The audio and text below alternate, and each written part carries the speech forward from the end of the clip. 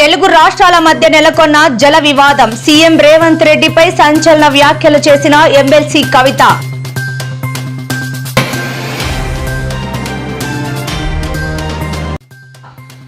నేడు తిరుమల శ్రీవారిని దర్శించుకున్న శ్రీకాళహస్తి ఎమ్మెల్యే. దేవుడు సాక్షిగా చెబుతున్న రాయుడు హత్య కేసులో నాకు సంబంధం లేదని స్పష్టం. చంద్రబాబు రేవంత్ రెడ్డిల సమావేశం. స్పందించిన హరీష్ రావు కేంద్రం భేటీ పెట్టడమే తప్పు అంటూ ధ్వజం.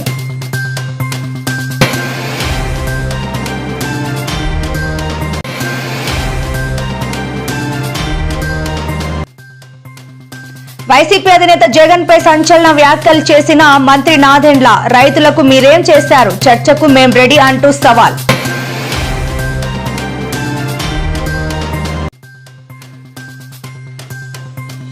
ముప్పై లక్షల వీడియోలు అమ్ముకున్నాడు. జనసేన ఇన్ఛార్జ్ కోట వినూత డ్రైవర్ హత్య కేసులో వెలుగులోకి సంచలన విషయాలు.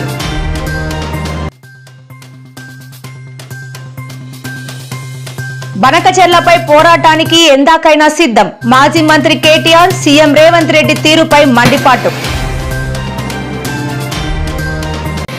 తెలుగు రాష్ట్రాల మధ్య నెలకొన్న జల వివాదాలపై ఢిల్లీలో కేంద్ర జలశక్తి నిర్వహించిన మీటింగ్లో పాల్గొనడానికి సీఎం రేవంత్ రెడ్డికి సిగ్గు పౌరుషం లేదా అని ఎమ్మెల్సీ కల్వకుంట్ల కవిత సంచలన వ్యాఖ్యలు చేశారు. ఇవాళ ఆమె బంజారా హిల్స్ లోని ఆమె నివాసంలో మీడియాతో మాట్లాడుతూ బనకచెర్ల అంశంపై తాము చర్చలకు వెళ్లేది లేదని, సీఎం రేవంత్ రెడ్డి మొదట మేకపోతు గాంభీర్యాన్ని ప్రదర్శించారని, కానీ దొంగలు ఊళ్లు పంచుకున్నట్లు రాత్రికి రాత్రి ఢిల్లీకి వెళ్లి ఏపీతో చర్చల్లో పాల్గొన్నారని కవిత ఫైర్ అయ్యారు. మీటింగ్ కి పోయినటువంటి ఆంధ్ర మంత్రి గారు బయటకు వచ్చేమో మేము బనకచెర్ల కడుతున్నాం, బనకచెర్ల మీద డిస్కషన్ అయిందని చెప్పిండు. ప్రెస్ ఇన్ఫర్మేషన్ బ్యూరో కేంద్ర ప్రభుత్వ సంస్థ ఇచ్చినటువంటి ప్రెస్ రిపోర్ట్ లో కూడా దాంట్లో కూడా బనకచెర్ల మీద డిస్కషన్ అయింది, ఆఫీసర్స్ కమిటీలో ఉంటుందని చెప్తున్నారు. ఇక ముఖ్యమంత్రి గారు బయటకు వచ్చేమో డిస్కషన్ కాలే అంటున్నారు. మన ముఖ్యమంత్రి, మన తెలంగాణ ముఖ్యమంత్రి అబద్ధం ఆడుతున్నాడని తేట తెల్లం అయిపోయింది ఇలా ప్రజల ముందట. అందుకే బలంగా చెప్తా ఉన్నాం, ఆయన రాజీనామా చేయాలి, ఆయన పదవిలో కొనసాగేటటువంటి అర్హతనే లేదు. మరి మెయిన్ గా ఏదైతే ఆంధ్రప్రదేశ్ రాష్ట్రం నుంచి పోలవరం బనకచెర్ల ప్రాజెక్టు అంశం మీద ఏదైతే ఆంధ్రప్రదేశ్ ఇచ్చినటువంటి అంశం మీద, అదేవిధంగా తెలంగాణ రాష్ట్రం కృష్ణా గోదావరికి సంబంధించినటువంటి ఏవైతే రేజ్ చేసిన ఇష్యూస్ ఏవైతే ఉన్నాయో ఇవి రెండు కూడా టెక్నికల్ ఇష్యూస్ అన్నీ కూడా ఇన్వాల్వ్ అయి ఉన్నాయి. కాబట్టి ఈ టెక్నికల్ ఇష్యూస్ ని ముందుగా ఒక పరిష్కారం చూపేటటువంటి విధంగా ఒక కమిటీని నిర్ణయం తీసుకోవాలని, ఏదైతే ఈ యొక్క కృష్ణా గోదావరి ఇష్యూస్, అదేవిధంగా పోలవరం బనకచెర్లకు సంబంధించినటువంటి ఈ యొక్క రెండు సబ్జెక్టుల మీద కూడా మరి ఇటు టెక్నికల్ అదేవిధంగా అడ్మినిస్ట్రేటివ్ ఆఫీసర్స్ తో కలిపి, ఎందుకంటే ఈ కమిటీ ద్వారా ఒక బేసిక్ మెకానిజం ఏదైతే ఇన్వాల్వ్ మరి బిల్డప్ చేసుకుని ఒక రోడ్ మ్యాప్ ని ముందుకు తీసుకెళ్లేటువంటి విధంగా ఈ యొక్క టెక్నికల్ అదేవిధంగా గోదావరి బనకచెర్ల వాళ్ళు కడతామని అడుగుతాయి కదా మేము ఆపమని చెప్పడానికి. ఎజెండాలో వాళ్ళు కడతామన్న ప్రతిపాదననే చర్చకు రానప్పుడు ఆపమనే చర్చనే రాదు. మన సీఎంఓ నుంచి మన తెలంగాణ ముఖ్య ఆఫీస్ నుండి బాగా మేకపోతు గాంభీర్యాన్ని ప్రదర్శిస్తూ బనకచెర్ల ఇష్యూ చర్చకు వస్తే మేము పోమని చెప్పి లీక్లు ఇవ్వడం జరిగింది ముందు రోజు. కానీ తీరా తెల్లారి చూస్తే ఏమైందో ఏమో మరి చాలా సంబరంగా ఉత్తమ్ కుమార్ రెడ్డి గారు, రేవంత్ రెడ్డి గారు ఇద్దరు కూడా పోయి మరి చంద్రబాబు నాయుడు గారిని ఎదుర్కొని సన్మానం చేసి ఆ ఫోటోలు వీడియోలు చూస్తుంటే అయితే పండగ వాతావరణం కనబడ్డది. మరి అన్నీ చేసి కూర్చున్నారు. సరే మీటింగ్ పోయినరు. మీటింగ్ పోయినాక నేను మీ అందరికీ తెలిసి ఎప్పుడు కూడా సమాచారం లేకుండా మాట్లాడను, నిర్దిష్టమైనటువంటి ఆధారాలు లేకుండా మాట్లాడను.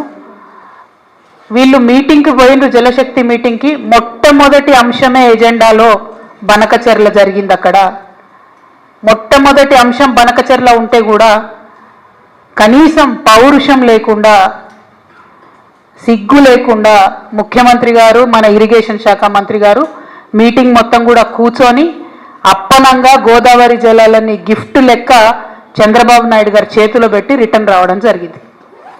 ఎంత దారుణం అంటే ఇది.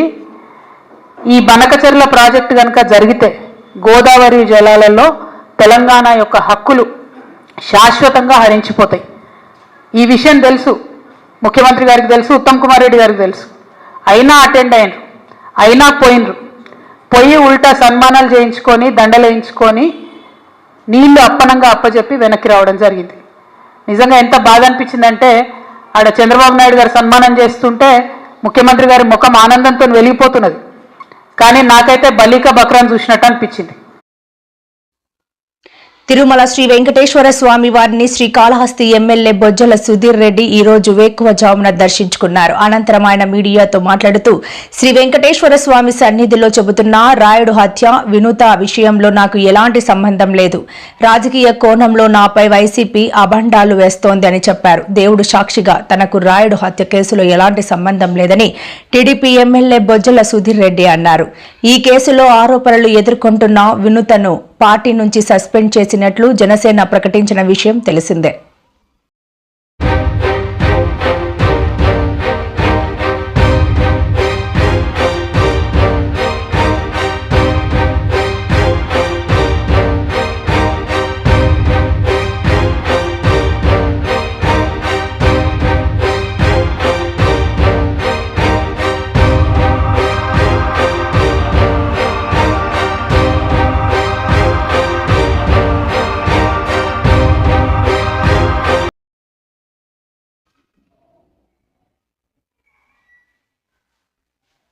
తెలంగాణ ఆంధ్రప్రదేశ్ ముఖ్యమంత్రుల సమావేశంలో బనకచెర్ల అంశం చర్చకు రాలేదని రేవంత్ రెడ్డి పేర్కొనగా ఆయన మాటలకు చేతలకు పొంతన లేదని హరీష్ రావు విమర్శించారు.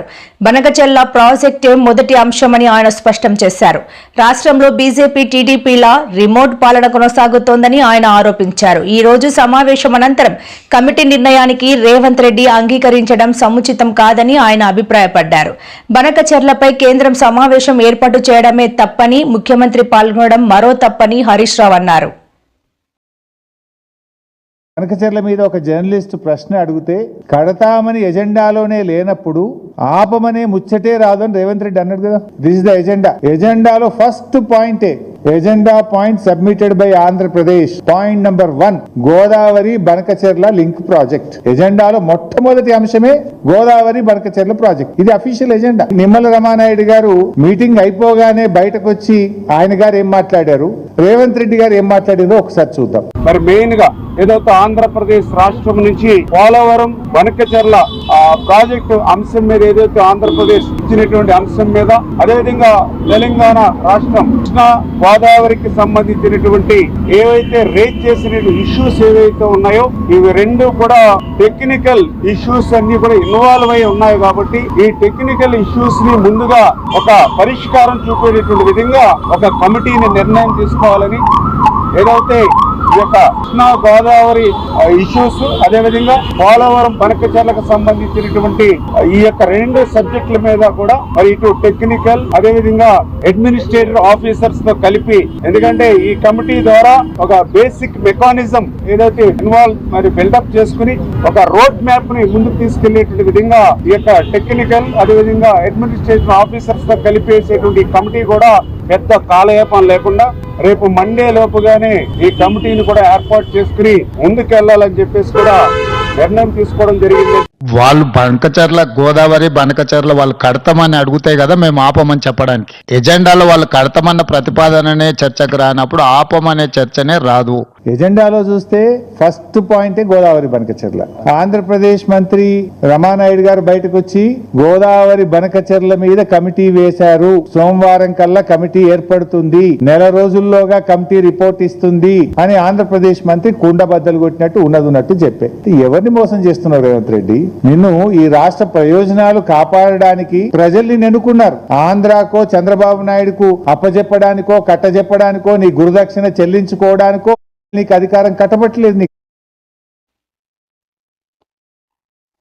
రాష్ట్రంలో అర్హత గల ప్రతి పేదవాడికి ఇందిరమ్మ రాజ్యంలో చొక్కా ఏదైనా ఆఖరికి పింకు చొక్కా అయినా ఇందిరమ్మ ఇల్లు ప్రభుత్వ పథకాలు పక్కాగా అందుతాయని పొంగులేటి శ్రీనివాసరెడ్డి అన్నారు. ఇందిరమ్మ రాజ్యంలో ఇచ్చిన ప్రతి మాటను తూచ తప్పక నెరవేర్చుతామని, బీఆర్ఎస్ పాలనలో మిగులు బడ్జెట్ గల రాష్ట్రాన్ని అప్పుల ఊబిలోకి నెట్టారని అన్నారు. బీఆర్ఎస్ సర్కార్ పేదల కోసం కనీసం సన్నబియ్యం పథకాన్ని కూడా ప్రవేశపెట్టలేదని, 10 సంవత్సరాల్లో 90,000 డబుల్ బెడ్రూమ్ ఇల్లు నిర్మిస్తే కేవలం 60,000 ఇళ్లు మాత్రమే పూర్తి చేశారని తెలిపారు. రాబోయే 3.5 మిగిలిన సంవత్సరాలలో 1 కోటి మందిని కోటీశ్వరులు చేయాలన్నదే ఈ ప్రభుత్వం యొక్క తాపత్రయము.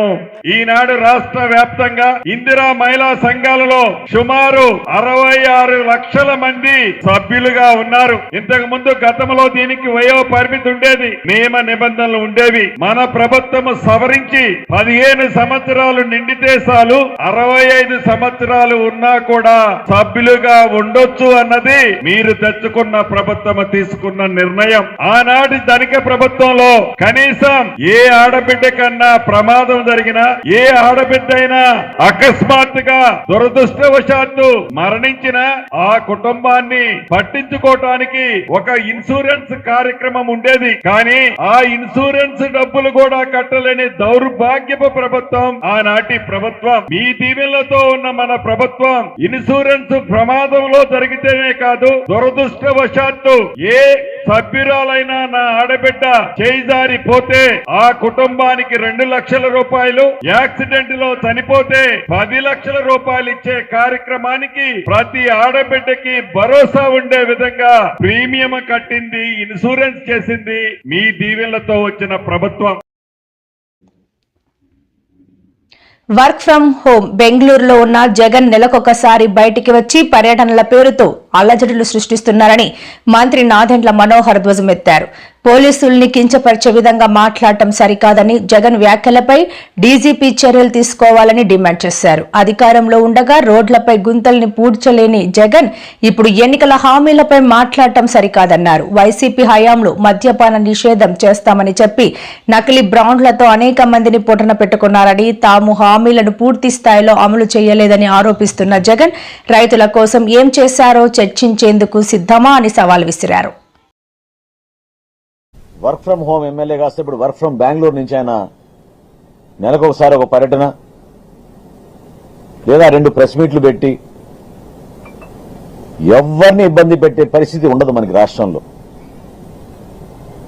పదే పదే గౌరవ ముఖ్యమంత్రిగా చంద్రబాబు నాయుడు గారు, అదేవిధంగా మా నాయకులు పవన్ కళ్యాణ్ గారు ఎప్పుడు చెప్తా ఉంటారు, law and order should prevail. ప్రతి ఒక్కరికి మేము ఆ అవకాశం కల్పిస్తాం, భద్రత కల్పిస్తాం. ఆ బాధ్యత మా పైన ఉంది, నిలబెడతాం. అంతేగాని మీలాగా సమాజంలో చీలిక తీసుకొస్తే రాజకీయ ప్రయోజనాలు ఉంటాయనో, ఎలక్షన్లు ఎప్పుడు వస్తాయని చెప్పి ఇప్పటి నుంచే మీరు పగటి కలలు కంటున్న తీరు, వీటిని గమనించాలని రాష్ట్ర ప్రజల్ని మనస్ఫూర్తిగా నేను మిమ్మల్ని రిక్వెస్ట్ చేస్తున్నాను.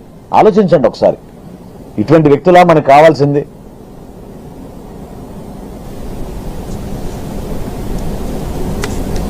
వారి పరిపాలన 5 సంవత్సరాల్లో తట్టుకోలేకనే కదా ఈ విధంగా ప్రజలు వచ్చి తిరగబడి 40,000, 50,000.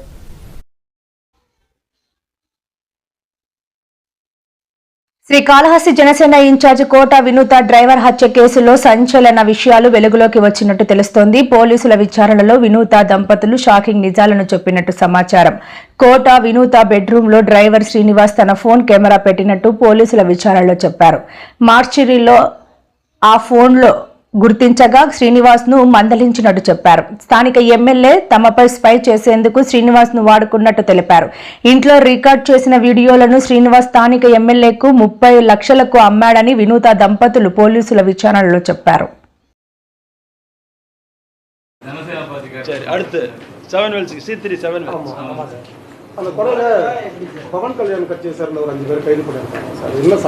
அதாவது நம்ம இந்த C3 7 Wells லிமிட்ல ஒரு பாடி நமக்கு கிடைக்குது.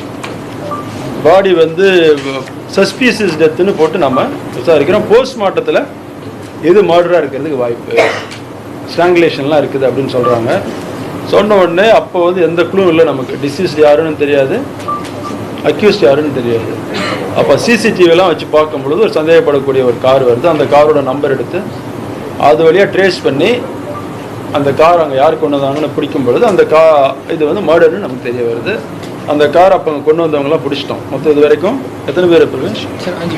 5 பேர் அரெஸ்ட் பண்ணியிருக்கிறோம். அவங்களும் கன்ஃபியூஸ் பண்ணிட்டாங்க. அங்கே இது வந்து மோட்டிவ் எப்படின்னா இது நம்ம மாநிலம் இல்லை, பக்கத்தில் ஆந்திரா மாநிலத்தில் ஒரு கட்சிக்காரங்க ஜனசேனா கட்சி இருக்கு இல்லையா, அந்த கட்சியில் ஒரு கேண்டிடேட்டாக முதல்ல கண்டெஸ்ட் பண்ணவங்க இந்த டைம் வாய்ப்பு கிடைக்காம அவங்களோட கூட்டணி கட்சிக்கு அந்த வாய்ப்பு போச்சு. அது சம்மந்தப்பட்ட ஒரு பிரச்சனை. அதில் இவர் வந்து இந்த இறந்து போன அவர் ஆப்போசிட் குரூப்புக்கெல்லாம் சப்போர்ட்டாக இருந்தார், சில வீடியோஸ்லாம் எடுத்தாருன்னு சொல்லி மாட்டிருக்காங்க. சார் கொலை ஆந்திராவில் பண்ணிட்டு பாடி கொண்டு போட்டாங்களா இல்லை சென்னையில் கொலை பண்ணி போட்டாங்களா? ஆந்திராவில் கொலை பண்ணிட்டு பாடி கொண்டு சார் ஏன் வந்தாங்கன்னு கேட்டிங்கன்னா, அவங்களுக்கு இங்கே வந்து ட்ரீட்மெண்ட் வந்த வகையில் இங்கே வந்துட்டு போனதில் இந்த ரூட் தெரியும். ஸோ அதனால் இங்கே கொண்டு வந்து போட்டால் நம்மளுக்கு கண்டுபிடிக்க முடியாதுன்னு நினச்சிட்டு கழுத்தை இறுக்கிட்டான்னு ஒரு தகவல் சொன்னதா சொல்லி சொல்கிறாங்க. அது விசாரணை முடியல சொல்லணும். இல்லை கொலை தானே சார் கன்ஃபார்ம் பண்ணுறோம். நாங்கள் கொலைன்னு தான் இது. அவ்வளோதானே சார், இது முடிஞ்சிருச்சா? சீத்தரிச்சா కంప్లైంట్ ఇవ్వడానికి వచ్చాం, వాళ్ళ నుంచి ప్రొటెక్షన్ కోరుకోవడానికి వచ్చాము ఇక్కడికి. వాళ్ళ వల్ల మాకు ప్రాణహాని ఉంది, అందుకని కంప్లైంట్ ఇవ్వడానికి ఇక్కడికి వచ్చాము. మా అన్నయ్యకి న్యాయం జరగాలి. దీని ద్వారా పవన్ కళ్యాణ్ గారు చిన్న చిన్న వాటికి స్పందిస్తాడు. దీనికి మాకు తొందరగా న్యాయం జరిగేలా చూడాలని ఆయన దగ్గర నుంచి మేము కోరుకుంటున్నాము. వీలుంటే ఆయనతో కలిసి మాట్లాడే అవకాశం మాకు ఇప్పించండి. మెయిన్ మీకైతే సోషల్ మీడియా వాళ్ళకి ఒకటైతే గట్టిగా చెప్పగలుగుతున్నాను, ఇక్కడ మేము ఏది మాట్లాడామో అదే అక్కడ టెలికాస్ట్ చేయండి. మేము మాట్లాడింది ఒకటి, మీరు కట్ చేసి ఒకటి వేయడానికి మీకు అసలు ఏ రూల్స్ లేవు. మేము ఏది మాట్లాడతామో అది అక్కడే ఇవ్వండి. మీకు ఇష్టం వచ్చినట్లు కట్ చేసుకొని మీరు వేసుకుంటే మాకు అన్యాయంగా ఇంకేం జరుగుతుంది? మీరు చేసే దాన్ని బట్టి మాకైతే న్యాయం కావాలి. దీని ద్వారా అక్రమ సంబంధాలు అది ఇది అన్నారు, మీకు తెలుసా? ప్రూఫ్స్ ఉన్నాయా మీకేమన్నా? మీరు ఎట్లా వేస్తారు మరి? ప్రూఫ్స్ ఉంటే పెట్టి చూపించండి. ఏదో రెస్టారెంట్ లో ఇద్దరు కూర్చొని ఫోటో దిగారని చెప్పి దాన్ని పెట్టుకొని మీరు అక్రమ సంబంధాలు అవి ఇవి ఉన్నాయని చెప్పి అంటే ఎట్లా తెలుసు మీకు అక్రమ సంబంధాలు ఉన్నాయని? మీరు ఏమన్నా చూసారా? చెప్పండి. అంటే ఇలాంటి తప్పు చేసేవాడు కాదు, దీన్ని అయితే బల్ల గుద్ది చెప్పగలుగుతాను నేను. మా అన్న అయితే అలాంటి వాడు కాదు, తప్పు చేసేవాడైతే మా అన్నయ్య కాదు. దీని ద్వారా మాకు న్యాయం కావాలి, మేము ఎంత వరకైనా వెళ్తాము చెప్పగలుగుతాను. బట్ ఈ హత్య జరగడానికి కారణాలు ఇంకేమన్నా ఉన్నాయంట? కారణాలు విచారణలో వస్తున్నాయి, పోలీసు వాళ్ళ కస్టడీలో ఉన్నారు, త్వరలో తెలుస్తాయి. వాళ్ళే అన్ని ప్రూఫ్స్ బయట పెడతారు. దేవుడు భగవంతుడు అనేవాడు ఒకడు ఉన్నాడు, చూపిస్తాడు ఆయన. తొందరలో ఉంది. మాకైతే అంటున్నారు వాళ్ళ ద్వారా వాళ్ళు ఉన్నారు దీంట్లోనని, మాకైతే అనిపించట్లేదు. ఇది పోలీస్ వాళ్ళ కస్టడీలో ఉంది, నిజ నిజాలు బయట వస్తాయి, అప్పుడు మాట్లాడతాం మేము. మాకైతే అవన్నీ ఏ పార్టీల గురించి మాకైతే అనుమానాలు రాలేదు. మాకు ఇట్లా జరిగిందని మాత్రమే వచ్చింది. మీకు రాజకీయాల పరంగా ఏదన్నా ఇబ్బంది ఉంటే మీరు చూసుకోవాలి. మధ్యలో ఒక వ్యక్తిని పట్టుకొని బలి చేసేసి మీకు అసలు ఎవరు ఇచ్చారు ఆ హక్కు? ఏదన్నా తప్పుంటే ఫ్యామిలీ మెంబర్స్ గా మేము ఉన్నాము, పోలీసు వాళ్ళు ఉన్నారు, వాళ్ళు కంప్లైంట్ ఇవ్వండి, వాళ్ళు చూసుకుంటారు. డైరెక్ట్ గా హత్య చేసేస్తే మీరు అసలు ఆ రైట్స్ ఎవరు ఇచ్చారు మీకు? చెన్నైలో మృతదేహం తీసుకునేటప్పుడు నగరం మీనత చంద్రబాబు వాళ్ళ ఫాదర్ వచ్చి మీకు డబ్బు ఇచ్చేదానికి ప్రయత్నం చేశారు. డబ్బు ఇచ్చేదానికి ప్రయత్నం చేశారు. ముందు మేము అక్కడికి వెళ్ళినప్పుడు మమ్మల్ని కాలు కింద చొప్పులాగా మాట్లాడారు వాళ్ళు. అసలు మిమ్మల్ని ఇక్కడికి రానిచ్చడానికి మాకు అసలు రానివ్వము మేము అన్నారు. ఎప్పుడైతే ఇట్లా జరిగిందో ఆ డబ్బులు ఆఫర్ చేశారు మాకు. వాళ్ళ తప్పు ఉంటేనే కదా డబ్బు ఆఫర్ చేస్తారు మాకు. 30 lakhs ఆఫర్ చేశారు మాకు. మిగతా సైడ్ వాళ్ళే 30 lakhs ఆఫర్ చేశారు మాకు. తప్పు జరిగిపోయింది కదా, వాళ్ళ ద్వారా వాళ్ళ మీద పడకూడదు అనేసి ఆఫర్ చేశారు. డబ్బుకి లొంగాల మేమేమన్నా వాళ్ళ తప్పు దీన్ని ఇంతటితో పోగొట్టాలని. డబ్బుకైతే మమ్మల్ని ఎవరు లొంగ తీసుకోలేరు, మాకు న్యాయం కావాలి. నేటి తరం పిల్లలకు ఇంగ్లీష్ ముఖ్యమని వైఎస్ఆర్సీపీ అధినేత మాజీ సీఎం వైఎస్ జగన్ అన్నారు.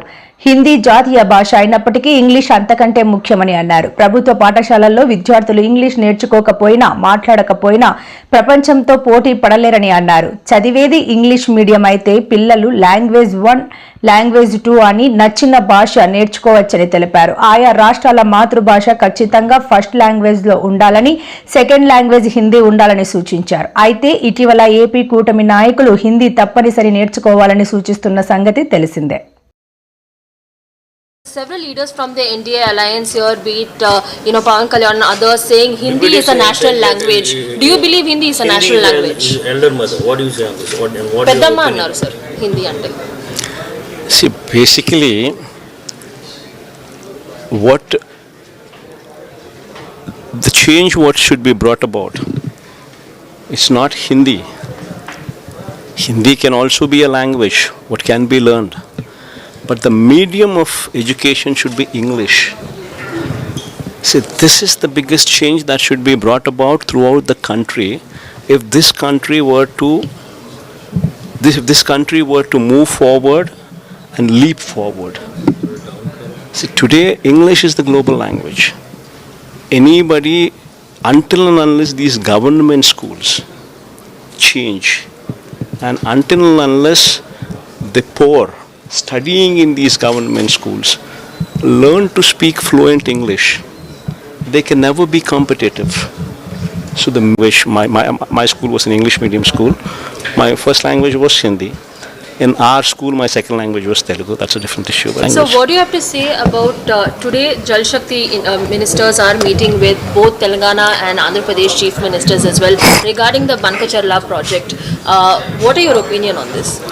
See, basically, you need to understand one thing. See, on one side, the central government has blocked Indravati. The Chhattisgarh government is going ahead to harness the Godavari waters, blocking Indravati. See, the tributaries of Godavari are, one comes from Nasik into Telangana, one comes from Indravati, which comes from Chhattisgarh, Pranahita, which also comes from Chhattisgarh, and Sabari, which comes from Orissa into Andhra Pradesh. So these are the 4 tributaries of Godavari. And among them, Pranahita is the biggest tributary of the Godavari. And that now, because of central government supporting Chhattisgarh, to take it up as a national project, wherein they had allocated 50,000 crores or so, the waters from Pranahita become a question mark. Water coming into Godavari. So first of all, that should be addressed before we talk about diverting any surplus waters beyond Polavaram into Bankacherla. So first of all, is there surplus? Do you visualize a surplus situation? Number one. And number two, the Polavaram height per se, what Chandrababu Naidu compromised for 41.72 rather than 45.72 is once again a compromise. If you were to store the water up to 45.72 meters alone, only then you can think about utilizing that waters or diverting those waters into Krishna. So if the height of Godavari is restricted to 41, then if you do not increase the 5.72 meters, so ఊరుకునేది లేదని warning ఇచ్చారు. ఏపీతో that should be the first, mobilize that 15,000 crores in case if Godavari జలాలపై కేంద్రంలోని BJP వైఖరి చెప్పాలని మాజీ మంత్రి KTR demand చేశారు. ఇవాళ సిరిసిల్లాలో పర్యటించిన ఆయన మీడియాతో ఆయన మాట్లాడుతూ తెలంగాణ నీళ్లను తీసుకోపోతామంటే ఊరుకునేది లేదని వార్నింగ్ ఇచ్చారు. ఏపీతో చర్చల అంశాన్ని సీఎం రేవంత్ రెడ్డి ఉపసంహరించుకోవాలని, ఒకవేళ నిర్ణయం మారకపోతే మరో ఉద్యమం తప్పదని హెచ్చరించారు. తెలంగాణకు మళ్లీ ద్రోహం చేసేందుకు పెద్ద కుట్ర జరుగుతోందని కామెంట్ చేశారు. చంద్రబాబులా ఎత్తులకు పై ఎత్తులు వేస్తూ కుట్రలు చేయలేదని కేటీఆర్ ఫైర్ అయ్యారు. కాంగ్రెస్ ఎమ్మెల్యేనే చెప్పిండు, చంద్రబాబు కోవట్ల పాలన నడుస్తున్న తెలంగాణలో అని. అది మమ్మాటికి నిజమని తేలిపోయింది. అందుకే కాళోజీ నారాయణరావు గారు చెప్పినట్టు, ప్రాంతేతరుడు ద్రోహం చేస్తే పొలిమేర దాకా తరిమి కొడతాం, ప్రాంతం వాడే ద్రోహం చేస్తే ఉప్పు పాతర వేస్తామని చెప్పిండు. రేపు నీకు నీ పార్టీకి తెలంగాణ ప్రజలు ఉప్పు పాతర వేసే రోజులు దగ్గరలో ఉన్నాయి. వెంటనే నీ నిర్ణయాన్ని సవరించుకో. బనకచెర్లను ఏదైతే ఇలా తెలంగాణ సమాజం ముక్త కంఠంతో వ్యతిరేకిస్తున్నదో దానికి అనుకూలంగా ఇవాళ కాంగ్రెస్ ప్రభుత్వం కనుక తన వైఖరి మార్చుకోకపోతే తెలంగాణ ఉద్యమాన్ని పోలిన స్థాయిలో మరొక ఉద్యమం తప్పదు. ఇప్పటికే విద్యార్థులు, రైతులు, అదేవిధంగా తెలంగాణ సమాజంలోని అన్ని వర్గాలు ఈ ప్రతిపాదనను వ్యతిరేకిస్తున్నాయి. గతంలో ఏదైతే తెలంగాణ ప్రభుత్వం కేసీఆర్ గారి నాయకత్వంలో చేపట్టిన ప్రాజెక్టులు ఉన్నాయో వాటికి అడుగడుగున అడ్డుపుల్లలు వేసిన కాంగ్రెస్ వాళ్ళు, టీడీపీ వాళ్ళు ఇలా మళ్ళొక్కసారి తెలంగాణ ప్రయోజనాలకు విఘాతం కల్పిస్తామంటే చూస్తా ఊరుకోవడానికి బీఆర్ఎస్ సిద్ధంగా లేదు. ముమ్మాటికి ఈ విషయంలో బీజేపీ ప్రభుత్వం కూడా తన వైఖరి చెప్పాలి. కేంద్రం నోరు విప్పాలి. ఎవరో ఎల్లయ్య పుల్లయ్య మాట్లాడు కాదు, కేంద్ర జలవనరుల శాఖ మంత్రి మాట్లాడాలి, కేంద్రంలోని ప్రధానమంత్రి గారు మాట్లాడాలి, మీ వైఖరి ఏందో చెప్పాలి. పలికే చిలక మనది కానీ పలుకు పరాయిది అన్నట్టు చిలక రేవంత్ రెడ్డి కానీ పలుకు మాత్రం చంద్రబాబు పలుకు అయిపోయింది ఇవాళ.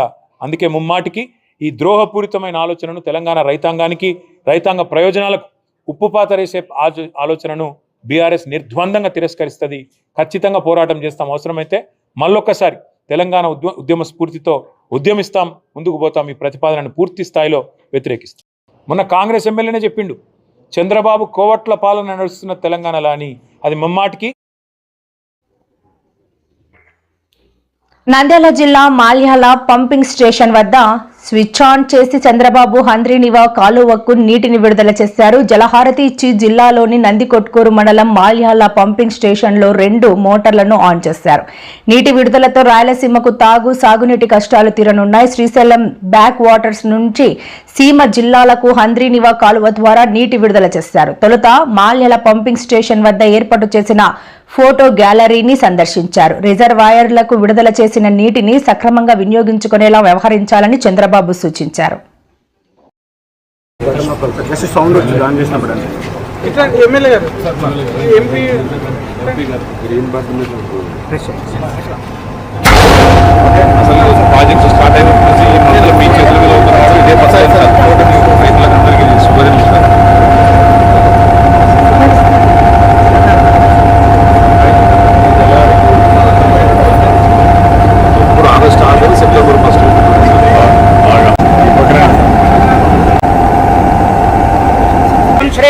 హిరణ్యవరుణామహణీం సువర్ణవేదస్వయా జాతవేదో లక్ష్మీం మనపగామినీర్వూర్వామృతమధ్యామస్తినాద ప్రబోధినే